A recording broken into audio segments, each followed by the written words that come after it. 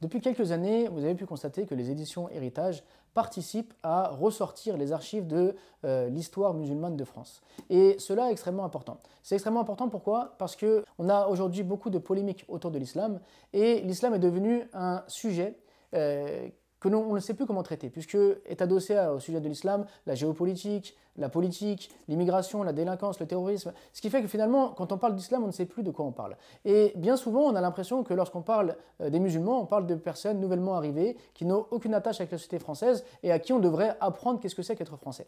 Mais finalement, si on remonte au niveau du temps long, on se rend compte que les musulmans sont présents en France depuis 713, qu'il y a une présence continue avec des alliances extrêmement importantes, puisqu'on connaît tous celle de Charlemagne et de Haroun al-Rachid.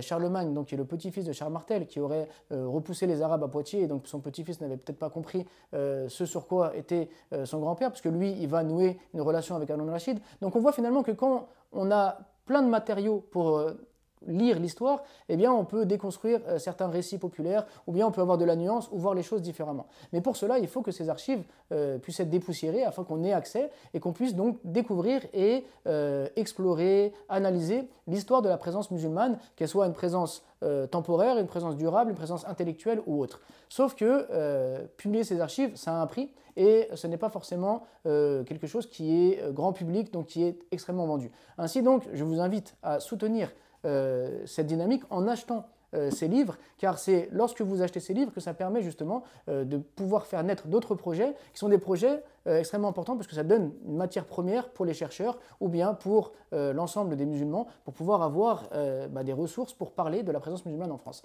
Alors maintenant, revenons à son livre. Ce livre s'intitule « La fraternité musulmane ». C'est en fait une histoire des intellectuels musulmans en France. Il faut savoir que la première association musulmane a été fondée en France en 1907, et elle s'appelait la fraternité musulmane.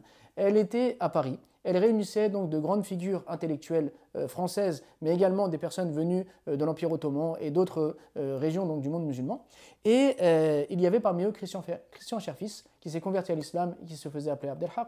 Il avait Étienne Dinet, qui se faisait appeler Nasser-Din, Dinet que vous connaissez, donc le peintre, le célèbre peintre. Donc il y avait vraiment de nombreux intellectuels. Et chaque semaine, il y avait des cours de Coran qui étaient donnés, des cours de langue arabe qui étaient donnés, des cours de Sira, qui étaient donnés, des cours islamiques, donc de différentes sciences islamiques qui étaient donnés. Et il y avait un tel dynamisme dans cette association qu'un jour, Étienne Dinet a donné une conférence sur les lumières de l'islam, et cette conférence a été traduite en arabe en Égypte, diffusée afin de montrer le dynamisme qu'il y avait autour de l'islam à Paris. Donc imaginez, on est en 1907, et les Égyptiens traduisent une conférence donnée en français donc au sein de l'association de la fraternité musulmane, tellement ils sont impressionnés du dynamisme qu'il y a autour de l'islam en 1907 en France. Et donc on est aujourd'hui en 2025 et on se pose tous des questions sur la présence musulmane en France, sur la légitimité ou non pour nous de continuer de vivre ici ou de partir ailleurs, sur la manière dont on doit pratiquer, la manière dont on doit enseigner l'islam. Et donc il y a beaucoup de questions, beaucoup d'interrogations, mais on a des appuis sur lesquels on peut se reposer justement pour voir ce qui a été fait et pour participer nous aussi à cette dimension civilisationnelle,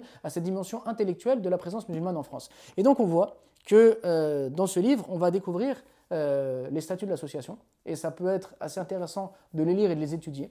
On va découvrir avec l'introduction de l'historien Sadek Salem la manière dont cette association fonctionnait, et on va découvrir donc de grandes figures intellectuelles avec leurs textes ou bien leurs discours qui sont retranscrits ici et qui vont nous permettre donc de voir le niveau d'érudition qu'il y avait à l'époque et la possibilité intellectuelle donc, que Paris offrait en 1907. Et donc ça va nous donner des archives pour discuter de ces questions, mais également ça va nous donner à nous des perspectives et nous motiver peut-être à continuer l'histoire intellectuelle de la présence musulmane en France.